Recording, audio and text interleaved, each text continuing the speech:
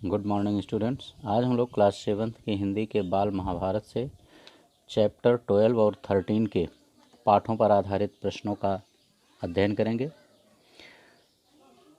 तो आइए हम देखते हैं इन प्रश्नों का उत्तर। लेकिन सबसे पहले हम आपको बता दें कि इस चैनल को आपने सब्सक्राइब नहीं किया है तो चैनल को सब्सक्राइब कर लें, बेल आइकन दबा दें, जिससे कि आपके सिलेबस से संबंधित कोई भी नया वीडियो अपलोड किया जाए तो उसका नोटिफिकेशन आपके पास पहुंचता रहे।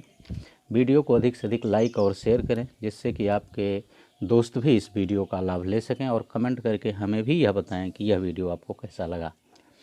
तो आइए अब हम देखते हैं इस पार्ट का पहला प्रश्न। देखिए, पहला प्रश्न कह रहा है, पांडवों को पांचाल देश से लेने के लिए कौन गया था? क्योंकि जब पांडवों ने द्रौपदी के स्वयंवर की शर्त जीती और अर्जुन के साथ द्रौपदी का विवाह हो गया, बल्कि माँ के आदेश से पांचों पांडवों के साथ जब विधिपूर्वक द्रौपदी का विवाह हुआ, तो यह समाचार जब हस्तिनापुर पहुँचता है तो विदुर जब धृतराष्ट्र से कहते हैं तो धृतराष्ट्र अंततः पांडवों को लाने के लिए राजा द्रुपद के यहाँ से भेज देते हैं। तो उस किसको भेजते हैं?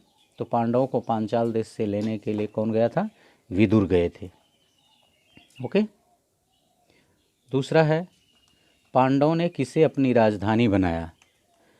कहानी में आपने पढ़ा है कि जब पांडव हस्तिनापुर आते हैं तो उनके आने से पहले ही धृतराष्ट्र, भीष्म पितामह, आचार्य द्रोण आदि से विचार विमर्श कर चुके थे। उसके बाद विदुर से भी उन्होंने पूछा था और सबने यही कहा था कि पांडवों को बुलाकर उन्हें हस्तिनापुर का आधा राज्य दे दिया जाए।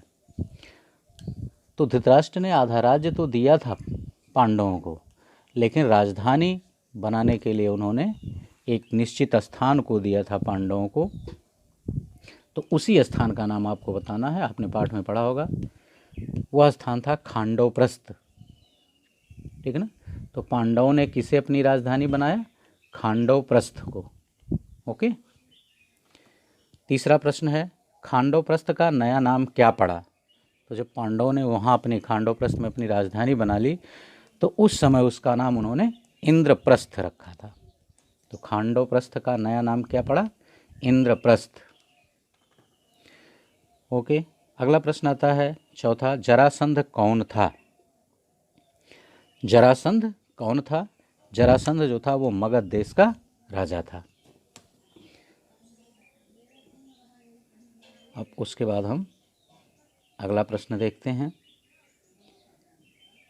इस पार्ट का पांचवा प्रश्न, जरासंध की बेटी के साथ किसने विवाह किया था? तो जरासंध की बेटी के साथ विवाह कंस ने किया था। छठा प्रश्न है, कंस के पिता का क्या नाम था? कंस के पिता का नाम उग्रसेन था। सातवां, युधिष्ठिर कौन सा यज्ञ करना चाहते थे? युधिष्ठिर राजसूय यज्ञ करना चाहते थे, इसीलिए उन्होंने कृष्ण को बुलाकर उससे सलाह ली थी और तब फिर जरासंध का नाम सामने आया था। ओके। आठवां प्रश्न है, जरासंध का वध किसने किया?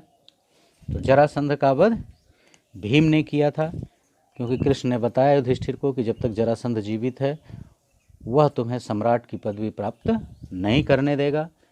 तो पहले, और उसने अनेकों राजाओं को बंदी बना रखा है, पहले उन राजाओं को मुक्त किया जाए और जरासंध का वध किया जाए, तभी यह संभव हो सकता है। तो जरासंध और भीम में युद्ध हुआ और भीम ने जरासंध का वध किया। अगला प्रश्न है, शिशुपाल का वध किसने किया? तो जब इंद्रप्रस्थ में राजसूय यज्ञ प्रारंभ हुआ तो इस राजसूय यज्ञ में शिशुपाल भी आया था।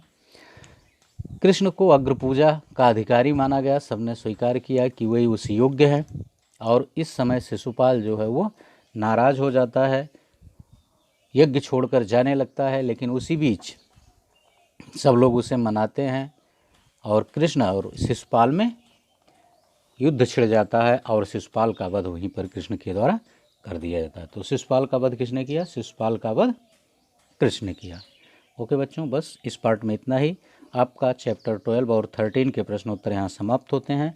नेक्स्ट पार्ट में, नेक्स्ट क्लास में हम नेक्स्ट पाठों का अध्ययन करेंगे। Okay, thank you.